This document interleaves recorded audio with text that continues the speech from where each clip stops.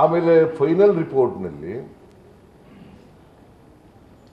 300 ಕೋಟಿ ರೂಪಾಯಿ ಅಲ್ಲ 3000 ಕೋಟಿ ರೂಪಾಯಿ ಪೆರಿಫೆರಲ್ ರಿಂಗ್ ರೋಡ್ಗೆ ಆಡ್ರಿ. ಸುಮ್ಮನೆ ನೀವು ಯಾಕೆ ಮಧ್ಯದಲ್ಲಿ ಭಯ ಆಗ್ತೀರಿ? ಜಲಮೂಲಗಳ ಅಭಿವೃದ್ಧಿಗೆ 3000 ಕೋಟಿ,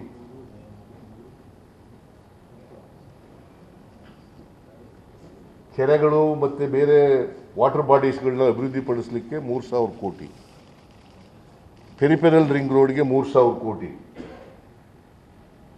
ಒಟ್ಟು 6,000 ಕೋಟಿ ರೂಪಾಯಿಗಳನ್ನು ನಮಗೆ ಅಡಿಷನಲ್ ಆಗಿ ಕೊಡಬೇಕು ಅಂತ ಶಿಫಾರಸು ಮಾಡಿದ್ರು.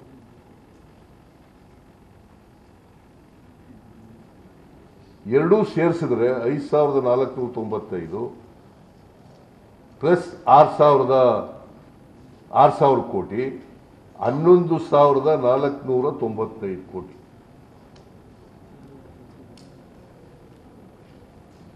$11,495 in addition to 62,098 crores. Please, 62,000